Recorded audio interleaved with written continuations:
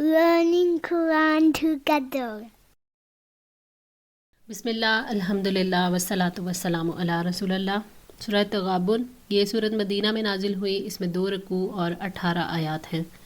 بسم اللہ الرحمن الرحیم۔ یسبح للہ ما فی السماوات و ما فی الارض۔ اللہ تعالیٰ کی تسبیح بیان کرتی ہے ہر چیز جو آسمانوں میں ہے اور جو زمین میں ہے۔ لہ الملک، اسی کے لیے بادشاہت ہے۔ ولہ الحمد، اور اسی کے لیے سب تعریف۔ وہو علی کل شیء قدیر، اور وہ ہر چیز پر پوری قدرت رکھنے والا ہے۔ آسمانوں اور زمین اور ان کے درمیان جو کچھ ہے، اس کی ہر چیز اللہ تعالیٰ کی تسبیح بیان کر رہی ہے۔ اسی کی بادشاہت ہے، اسی کا تصرف ہے۔ وہ ہر چیز پر کامل قدرت رکھتا ہے، اس کے اقتدار سے کوئی چیز باہر نہیں۔ حمد و ثنا کا صرف وہی مالک ہے۔ وہ ہر چیز پر قدرت رکھتا ہے اور کسی چیز سے عاجز نہیں ہے۔ هو الذی خلقکم، وہی ہے جس نے تمہیں پیدا کیا۔ فمنکم کافرون، پھر تم میں سے کوئی کافر ہے۔ ومنکم مؤمن، اور تم میں سے کوئی مومن ہے۔ واللہ بما تعملون بصیر، اور اللہ تعالیٰ اس کو خوب دیکھنے والا ہے جو تم عمل کرتے ہو۔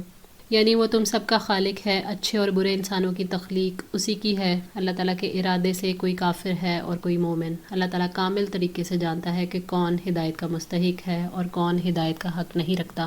اللہ تعالیٰ نے انسانوں کے لیے نیکی اور بدی، حق اور باطل، خیر اور شر اور کفر اور ایمان کے راستوں کی وضاحت کر کے انسان کو ارادہ اور اختیار دیا۔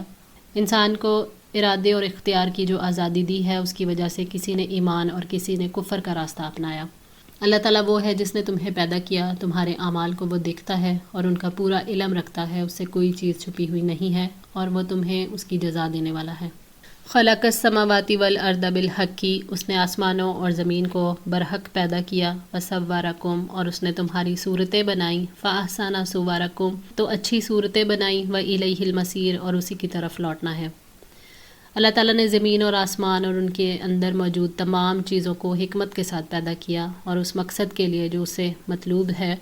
انسان تمام زمینی مخلوقات میں سب سے زیادہ اچھی صورت والا ہے۔ اللہ تعالیٰ نے ماؤں کے رحم میں اپنے بندوں کی صورتیں بنائیں اور انسان کو خوبصورت اور دلکش بنایا۔ فرمایا لَقَدْ خَلَقْنَا الْإِنسَانَ فِي أَحْسَنِ تَقْوِيمٍ، بلا شبہ یقیناً ہم نے انسان کو بہترین ساخت پر پیدا کیا۔ سورہ التین آیت 4۔ وَإِلَيْهِ الْمَصِيرُ، سب انسانوں نے لوٹ کر اسی کے پاس جانا ہے۔ مراد قیامت کے دن کا لوٹنا ہے، جب اعمال کی جزا سزا کے فیصلے ہوں گے اور نعمتوں کے بارے میں سوال ہوگا کہ ان کا شکر ادا کیا یا ناشکری کی۔ وہ عادل ہے، حق پر فیصلے کرنے والا، سب پر غالب اور کمال حکمت رکھنے والا ہے۔ یعلم ما فی السماوات والارض، وہ جانتا ہے آسمانوں اور زمین میں جو کچھ ہے۔ ویعلم ما تسرون وما تعلنون، اور وہ جانتا ہے جو کچھ تم چھپاتے ہو اور جو کچھ تم ظاہر کرتے ہو۔ واللہ علیم بذات الصدور، اللہ تعالیٰ سینوں والی باتوں کو خوب جاننے والا ہے۔ اللہ تعالیٰ ساری مخلوقات، سارے واقعات کے غیب اور حاضر کا، ظاہر اور باطن کا کامل علم رکھنے والا ہے۔ اللہ تعالیٰ اپنے بندوں کے قول، فعل اور ان کی نیتوں کو جانتا ہے۔ ان میں سے جو ظاہر ہے، جو پوشیدہ، سب کا علم رکھتا ہے۔ جو کچھ تم چھپاتے ہو یا ظاہر کرتے ہو، اور جو تمہارے سینوں کے اندر اچھے بھید چھپے ہوئے ہیں یا گندے، نیک نیتیں ہیں یا برے مقاصد، سب اللہ تعالیٰ کے علم میں ہیں۔ الم یأتکم، کیا نہیں آئی تمہارے پاس، نبأ الذین، ان کی خبر، کفروا من قبل، جنہوں نے اس سے پہلے کفر کیا، فذاقوا وبال امرہم، پھر وہ اپنے کام کا وبال چکھ چکے، ولہم عذاب علیم، اور ان کے لیے دردناک عذاب ہے۔ اللہ تعالیٰ نے اپنے وجود کے دلائل اور اپنی عظیم صفات کے ذکر کے بعد، جن سے اس کی معرفت حاصل ہوتی ہے، پہلی قوموں کا ذکر کیا جنہوں نے نبوت اور جی اٹھنے کا انکار کیا۔ اللہ تعالیٰ نے سوال کیا کہ کیا تمہارے پاس پہلی قوموں کے حالات کی خبریں نہیں پہنچی جنہوں نے رسولوں کو جھٹلایا؟ اللہ تعالیٰ نے انہیں ان کے اعمال پر عذاب کا مزہ چکھایا اور آخرت کے عذاب کے مستحق ٹھہرے۔ دنیا میں انہیں ان کے کفر کی سزا دی گئی، اور آخرت میں ان کے لیے ہمیشہ ہمیشہ کا دردناک عذاب ہے۔ ذالک بأنہ، یہ اس لیے ہے کہ یقیناً کانت تأتیہم رسلہم بالبینات، یقیناً ان کے پاس ان کے رسول واضح دلائل کے ساتھ آتے رہے۔ فقالوا ابشر یہدوننا، تو انہوں نے کہا کیا انسان ہماری رہنمائی کریں گے؟ فکفروا، تو انہوں نے کفر کیا۔ وتولوا، اور منہ پھیر لیا۔ واستغنى اللہ، اور اللہ تعالیٰ بھی ان سے بے پرواہ ہو گیا۔ واللہ غنی حمید، اور اللہ تعالیٰ بے پرواہ ہے، تمام خوبیوں والا۔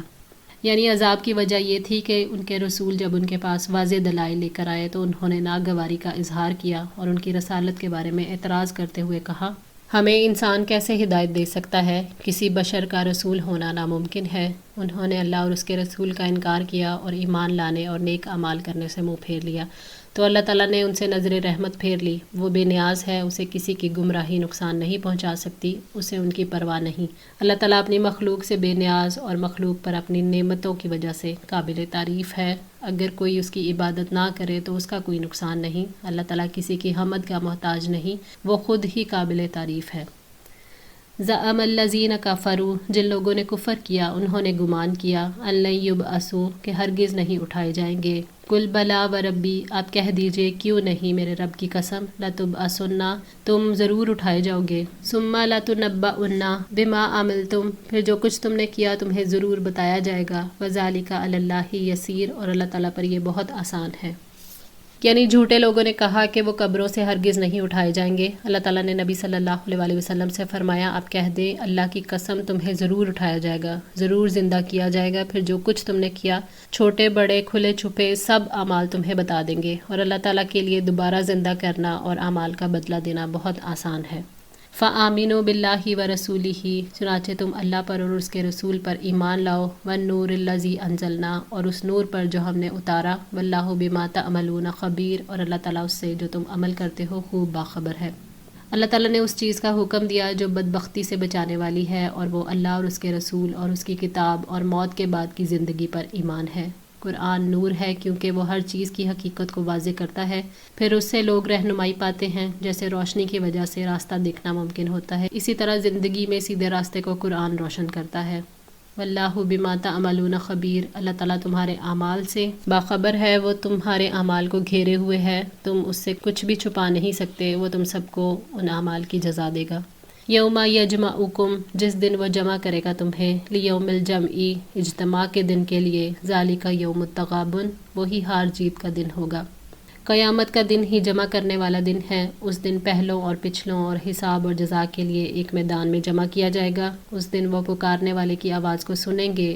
ہولناک مقام پر سب کو ان کے اعمال کے بارے میں آگاہ کیا جائے گا. قیامت کو یوم الجمع اس لیے کہا گیا کہ اس دن پہلے پچھلے سب لوگ جمع ہوں گے، سب آواز کو سنیں گے، ہر ایک آخر تک دیکھ رہا ہوگا اور کوئی چیز حائل نہ ہوگی. وہی ہار جیت کا دن ہوگا. اس میں ایک گروہ جیتے گا اور ایک ہار جائے گا. اہل ایمان کی جیت ہوگی، وہ جنت میں داخل ہو جائیں گے. التغابن غبن سے ہے. غبن نقصان اور خسارے کو کہتے ہیں. اس دن کافروں کو نقصان ہوگا، اس لیے اسے یوم التغابن کہتے ہیں. وَمَن يُؤْمِن بِاللَّهِ، اور جو اللہ پر ایمان لائے. وَيَعْمَلْ صَالِحًا، اور نیک عمل کرے. يُكَفِّرْ عَنْهُ سَيِّئَاتِهِ، تو وہ اس کی برائیاں اس سے دور کر دے گا. وَيُدْخِلْهُ جَنَّاتٍ، اور وہ داخل کرے گا اسے باغات میں. تجری من تحتها الانہار، بہتی ہیں ان کے نیچے سے نہریں. خالدین فیہا ابدا، ہمیشہ ہمیشہ رہنے والے ہیں ان میں. ذالک الفوز العظیم، یہی بہت بڑی کامیابی ہے. یعنی جو اللہ تعالیٰ پر ایسا ایمان رکھتا ہے جو کامل ہے، جس کا اللہ تعالیٰ نے حکم دیا ہے، اور جو نیکی کے کام اللہ تعالیٰ کی خوشی اور نبی صلی اللہ علیہ وآلہ وسلم کی سنت کے مطابق انجام دیتے ہیں، حقوق اللہ اور حقوق العباد کو ادا کرتے ہیں، ان کے لیے جنت کی زندگی ہمیشہ کی زندگی ہوگی. اس میں ہر وہ چیز ہوگی جس کی دل تمنا کریں گے اور جس کی طرف روحیں رغبت حاصل کریں گی. یہی بہت بڑی کامیابی ہے. والذین کفروا، اور جن لوگوں نے کفر کیا. وکذبوا بآیاتنا، اور ہماری آیات کو جھٹلایا. اولئک اصحاب النار، یہی لوگ آگ والے ہیں. خالدین فیہا، جو اس میں ہمیشہ رہنے والے ہیں. وبئس المصیر، اور لوٹ کر جانے کی بہت بری جگہ ہے. جنہوں نے اللہ اور اس کے رسول اور اس کی ملاقات کا انکار کیا، قرآن کا انکار کیا اور اس پر عمل کرنے کا انکار کیا، تو یہی لوگ دوزخ میں ہمیشہ رہیں گے. اور کتنا برا ہے وہ ٹھکانہ جہاں پر بدبختی، ہر مصیبت اور عذاب ہوگا. اللہ تعالیٰ سے دعا ہے کہ ہمیں ان لوگوں میں شامل کرے جن سے اس نے جنت کا وعدہ کیا ہے، اور ہمیں ان لوگوں میں شامل نہ کرے جن کو اللہ نے وارننگز سنائی ہیں. آمین. آج کے لیے اتنا ہی. دعا ہے اللہ تعالیٰ ہماری اس کوشش کو قبول فرمائے، ہماری غلطیوں کوتاہیوں کو معاف فرما کر ہم سب کی اصلاح فرمائے. جزاکم اللہ خیر. والسلام علیکم ورحمۃ اللہ وبرکاتہ.